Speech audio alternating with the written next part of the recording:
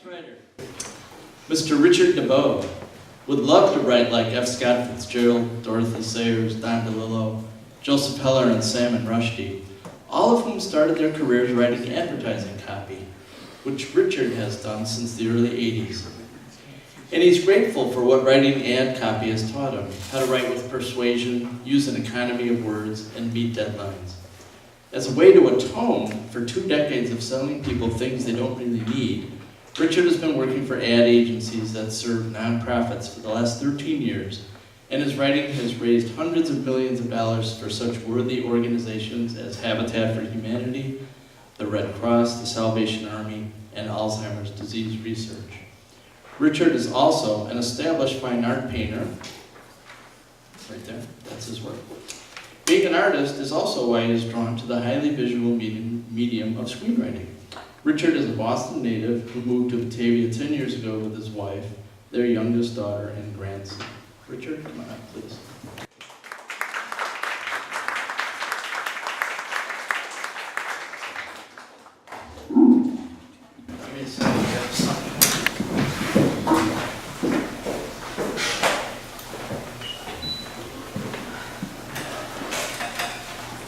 It's truly an honor to be here, and doubly so to be standing in front of my own paintings and sharing some reading with you. Family, as you may know, when I started these paintings about a year ago, it became a very clear and evident theme. The titles of the paintings are kind of hints as to what is going on in the painting. When I started applying the words to these surfaces, they almost began to literally talk.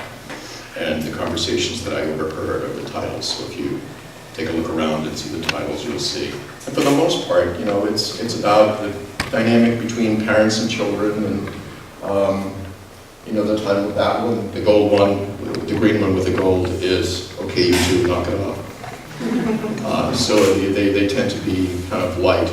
But as I also began to reflect on family and what it means, and how I've been able to work through trauma and tragedy through painting, and in some cases through writing, some of this work kind of gelled here in this piece I'm going to read rather, entitled "Uncle, Family Skeletons, and the Catharsis of Art." F. Scott Fitzgerald wrote, "Family quarrels are bitter things. They don't go according to any rules. They're not like aches or wounds. They're more like splits in the skin that won't heal because there's not enough material." It's been going on for a number of years now, the acidic feud between my mother and one of her brothers.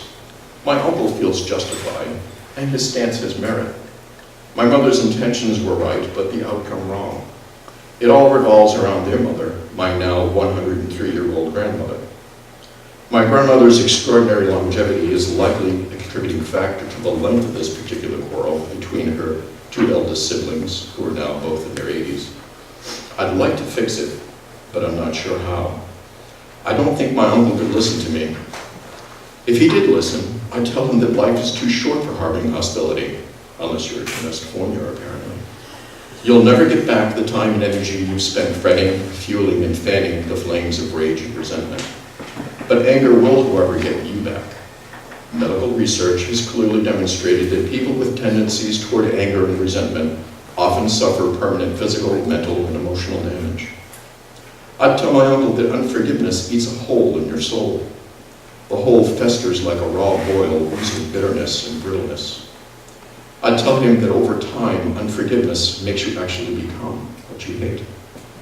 Forgiveness isn't just something that you do for someone else. It's something you do for yourself. It's a spiritual release. You become set free from a soul-sucking black hole. The Gordian knot in your gut begins to unwind. And one day, you realize you've been set free from a prison you didn't even know you'd built.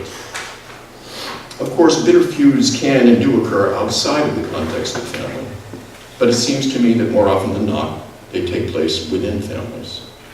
It's because family is the axis of our existence. It circumscribes us.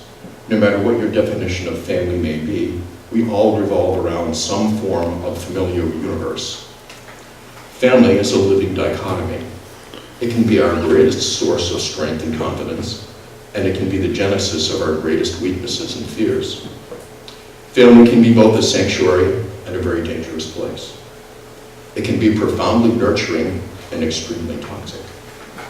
Family can be where we experience unconditional love and unfettered selfishness. Many years ago, there was an incident with a brother of mine, an uncle to my son. It was the most egregious betrayal any family member can perpetrate on another. It still hurts to think about it. It's one of the splits in the skin that won't heal. As an artist, I've often worked through and processed pain and trauma and tragedy by painting.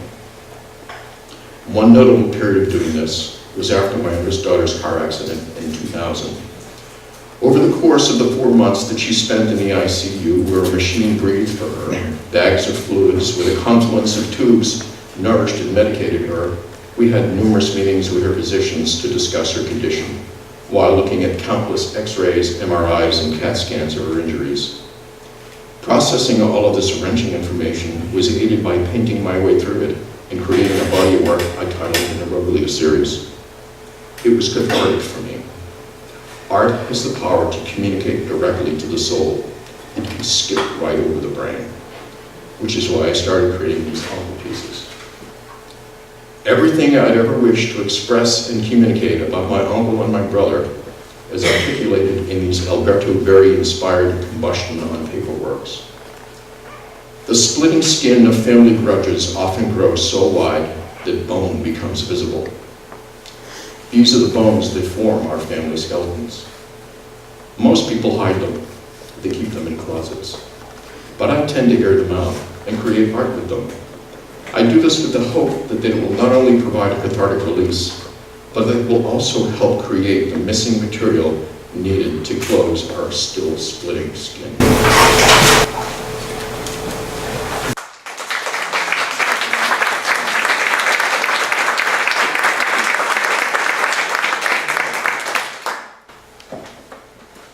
On a lighter note, this next piece I wrote, it's self-explanatory. It's called "The Best Advice for Living Comes from Steve Martin." Some of my friends would argue that there's no better source for advice for living than the Bible. Others would say that ancient philosophers such as Aristotle, Plato, and Socrates have the answers. And there are those who will tell you to look to Dr. Phil and Dr. Oz, but not me. I look to King Tut, the wild and crazy guy, the man with happy feet, the fire chief Cyrano, the man with 2 brains, the juggling banjo player, one of the 3 amigos, the one whose heaven is blue, the one and only Steve Martin. Of all the things that Steve has said and written, and it's a voluminously prolific list, to me, the quote that sums up how to live is, "Be obsequious, purple, and clairvoyant. Put a live chicken in your underwear." So let's break it down. First, to be obsequious means to be excessively servile. Now, didn't Jesus himself teach that if you wanted to be a leader, you should learn to serve? He said the greatest among you will be your servant. For those who exalt themselves will be humbled, and those who humble themselves will be exalted. Robert Greenleaf wrote a book on this very subject in the late 70s titled Servant Leadership, a journey into the nature of legitimate power and greatness that has since become a foundational touchstone for thousands of business, education, and church leaders. In this age of personal branding and excessive self-promotion that borders on narcissism, learning how to put others first seems like pretty sound advice to me. Next, what does it mean to be purple? This is the color often associated with nobility, creativity, wisdom, and peace, all great attributes for a full life. And if you're a proponent of color psychology and purple is your favorite color, it means that you're sensitive, compassionate, understanding, and supportive. You are the person others come to for help. Being needed motivates you. Hard to argue with that advice. Next, let's look at being clairvoyant. This is the ability to perceive things beyond our normal senses, our spiritual side, the non-linear, logic-suspending aspect of our nature, the ability to believe without seeing. This is the nature of faith, the wellspring of hope. To encourage faith and hope seems like great advice for this life. Wouldn't you agree? And lastly, what does it mean to put a live chicken in your underwear? Well, I'd like to see you do it and try to stand still. Or try to keep from laughing while you do. To me, this is some of the best advice of all. Never stand still. Never become complacent. Be a nonconformist. Dance without pants. Sing outside of the shower. Laugh, love, and live life with everything you've got. And most importantly, never, ever take yourself too seriously. So I say poo-poo to Plato. Socrates is full of mediocrities, and Dr. Phil is swill.